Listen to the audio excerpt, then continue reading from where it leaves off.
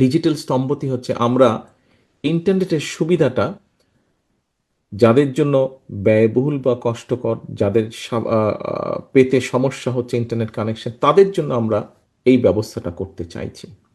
আমাদের আগামী দিনের যে লক্ষ্য, সেটি হচ্ছে ইনশাল্লাহ আল্লাহর রহমতে আগামী নির্বাচনে বাংলাদেশ জাতীয়তাবাদী দল বাংলাদেশের মানুষের সমর্থনে ইনশাল্লাহ সরকার গঠনে সক্ষম হলে আমরা এই ইন্টারনেট সেবাটাকে আরও ইজি করে আনতে চাই মানুষের জন্য, বিশেষ করে তরুণ প্রজন্মের জন্য। একটু আগেই যেই কথাটি আমি বলেছি যে এই ইন্টারনেট কানেকশনের সাথে বা এটার ইন্টারনেটের ইন্টারনেট ফ্যাসিলিটির মাধ্যমে বহু তরুণ প্রজন্মের বহু সদস্য বিভিন্নভাবে কর্মসংস্থানের ব্যবস্থা করে থাকে। এই বিষয়টি যাতে আরও ইজি করা সম্ভব হয়, যেমন আজিজুল হক কলেজে যে কানেকশনটা দেওয়া হয়েছে, এটি ফ্রি কানেকশন। এটিতে সেখানে লগ ইন করার জন্য স্বাভাবিকভাবেই কয়েকটি প্রসিজিওর থাকবে। এই প্রসিজিওরটি ফিল আপ করার পরে যে কোনো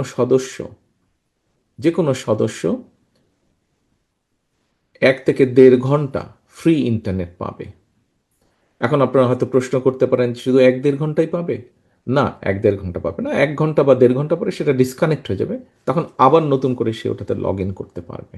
অর্থাৎ তার যতক্ষণ সময় সেটি করতে পারবে, এবং এটির জন্য তাকে কোনো পে করতে হবে না।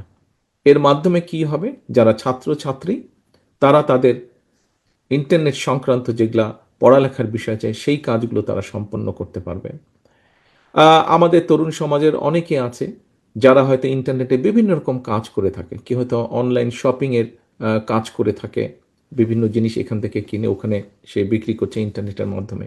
কেউ হয়তো ডিজাইনিংয়ের কাজ করে থাকে, কেউ হয়তো ডাটা প্রসেসিংয়ের কাজ করে থাকে, কেউ হয়তো কল সেন্টারের কাজ করে থাকে।